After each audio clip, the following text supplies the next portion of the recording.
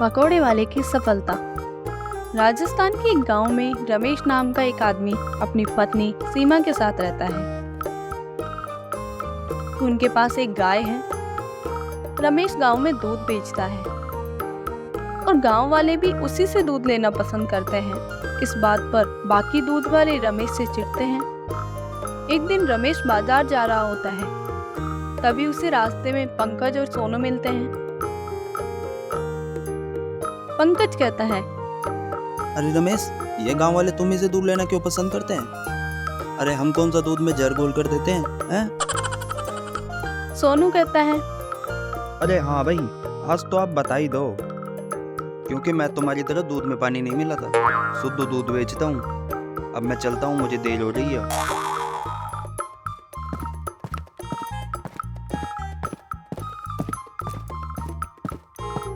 बड़ा घमंड है पंकज इसमें तो, इसका घमंड तो तोड़ना पड़ेगा। और अगर गांव वाले इसी तरह इससे दूर लेते रहे तो हमारे तो खाने के भी लाले पड़ जाएंगे। कह रहा हूँ, कुछ तो उपाय सोचो भाई। सोनू भाई, क्यों ना हम इसकी गाय को रास्ते से हटा दें? ना रहेगा बांस, ना बजेगी बांसुरी। तरकीब तो अच्छी है, पर ये सब हम करेंगे कैसे?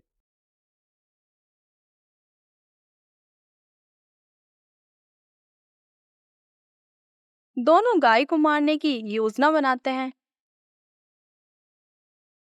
सुनो सोनू, हमें आज रात को इस काम को करना होगा। दोनों रात होते ही रमेश के घर उसकी गाय के पास पहुंच जाते हैं और गाय को एक जहरीला इंजेक्शन लगा देते हैं।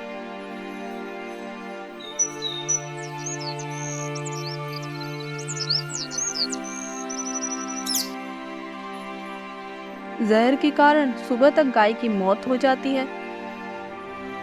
गाय को मरी हुई देखकर दोनों बहुत दुखी होते हैं। ये तो हमारे ऊपर संकट आ गया जी। अब हम क्या करेंगे? अपना गुजारा कैसे चलाएंगे? तुम चिंता मत करो, मैं जमींदार जी से रुपए उधार लेकर दूसरी गाय ले आऊंगा, फिर हम उसका दूध बेच लेंगे।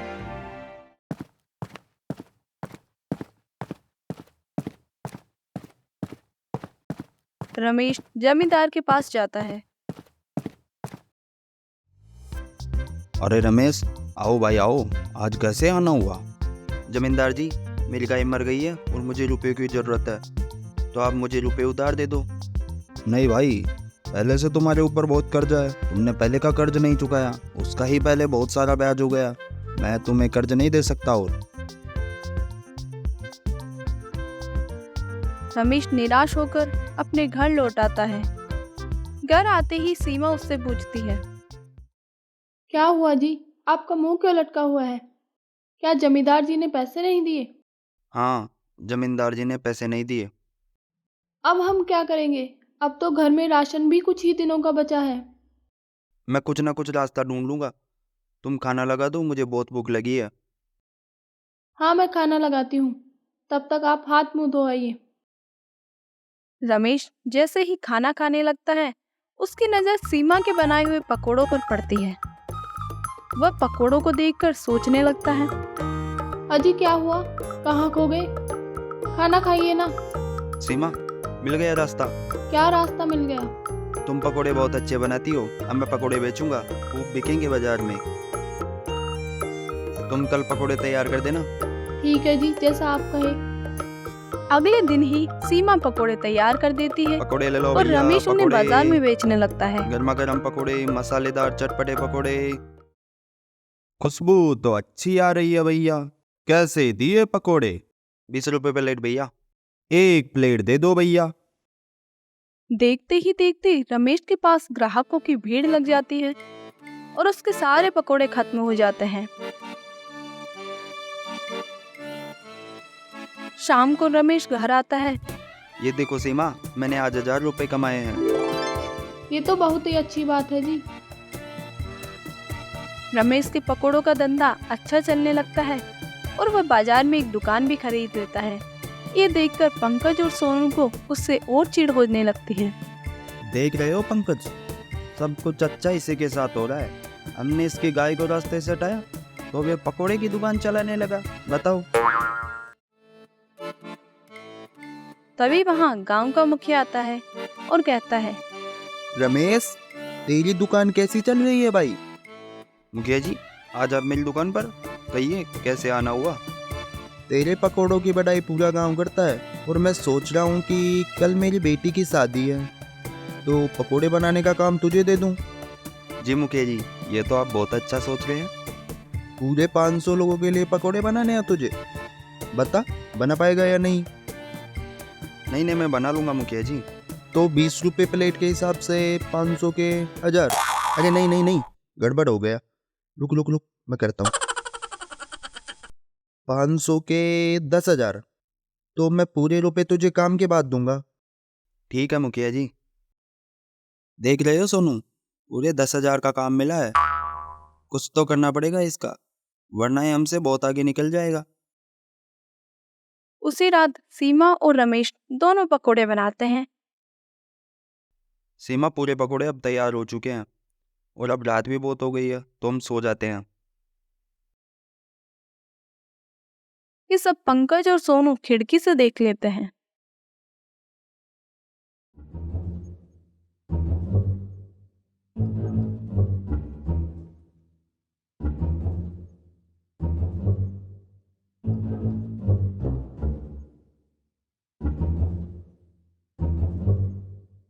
सीमा और रमेश के सोने के बाद दोनों चुपके से घर में घुस आते हैं और सारे पकोड़े चुरा के ले जाते हैं।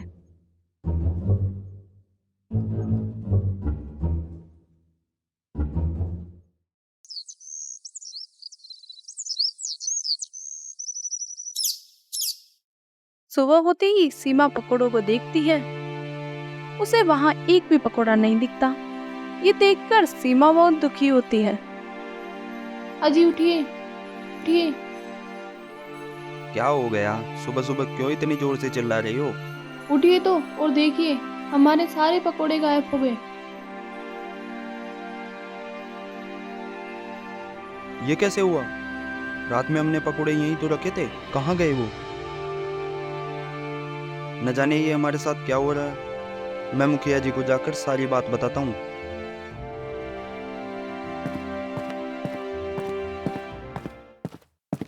रमेश मुखिया के घर जा रहा होता है, तभी उसे पंकज का बेटा दिखाई देता है।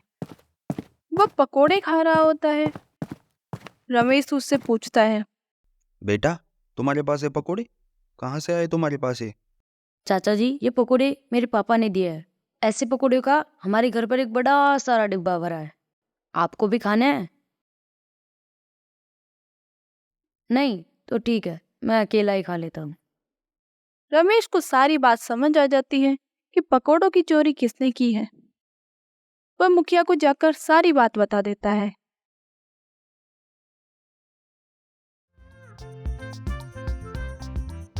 चल रमेश, पंकज के घर चलते हैं।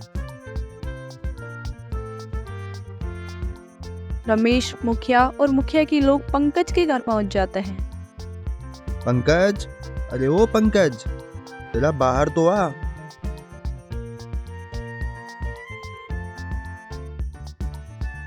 मुखिया जी, आज आप मेरे घर पर आइए, अंदर आइए। अंदर नहीं, तू बाहर आ। क्यों मुखिया जी, क्या हो गया ऐसा? बताइए। बता, तूने रमेश के घर चोरी क्यों की? नहीं नहीं मुखिया जी, मैंने कुछ नहीं किया है। हाँ हाँ, वो तो अभी पता चल ही जाएगा। जाओ अंदर जाओ और इसके घर की तलाशी लो। मुखिया के आदमी जैसे ही घर के अंदर जाते हैं तो उन्हें सामने रखे पकोड़ों के डिब्बे दिख जाते हैं और बाहर आकर वो मुखिया को सारी बात बताता है।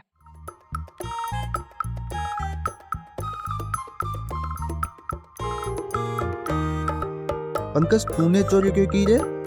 उन पकोड़ों से कौन सा तो अमीर बन गया रे? मुखिया जी, रमेश के साथ सब कुछ अच्छा होता है। मुझे ये देखकर इससे ईर्ष्या होने लगी है।